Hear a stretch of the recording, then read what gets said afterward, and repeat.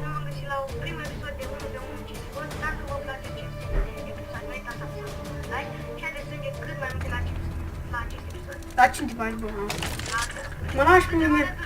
Stay right here is where we end this.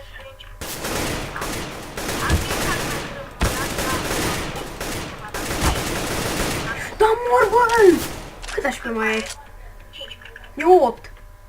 Sau nu știu cât am FPS-uri. Hacker. Hack! Jucăm unul, nu. Mai filmăm după aia. Filmăm, nu știu. Ce filmăm pe aia? Da, vezi? Păi dăm și-am stai să termin de runda asta. Hacker. Hacker, deci are wall.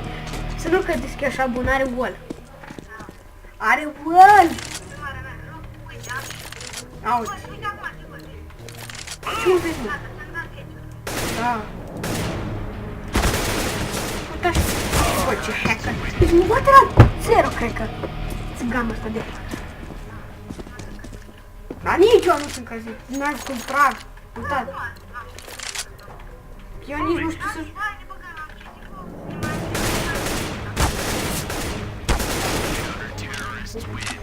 Headshot.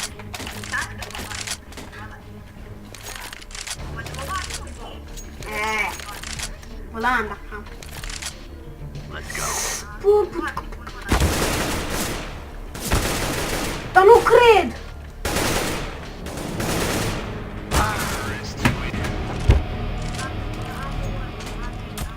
Ai, bă.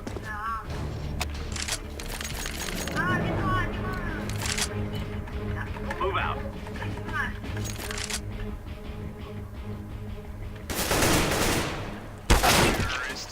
Uitați și voi ce ai în mare, bă. Scriu și în chat la intrare. Sunt cam slab, că nu prea știu să joc. Let's get this done. Eu trag guante, ce vrei să fac? Eu trag guante. Trite. Ceva de genul ăsta. Let's go, let's go.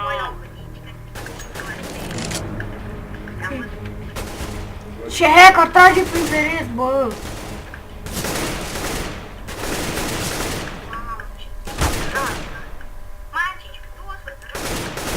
Am așa, da. Nu cred. Hacker, uitați și voi ce hacker. Da, du-te naiba de hacker. Ai hacker. Și aveți canalul Ritzling. Normal, boss, pentru abonații mi fac orice. N-am mai postat pentru că am filmat cu action. Am recomandat eu că dacă nu avea la infernal. Dar și acum am 40 FPS-uri, mai bine acum. Și câte aveam cu action-ul? Aveam vreo 20. Bă, mi-a trimis cineva telefonul, uite, ce mi-ai trimis, mă? Da. De aici. Hai că revii. Grab your gear, Cine let's e go. eu? Mai mori acum. Nu cred. Mai am. Uitați și voi! Ai! Dacă v-a plăcut, nu uitați să lăsați un like, un subscribe la Lion Gaming. Normal. Iar noi ne revedem data viitoare. Bye bye! Bye bye! Bye!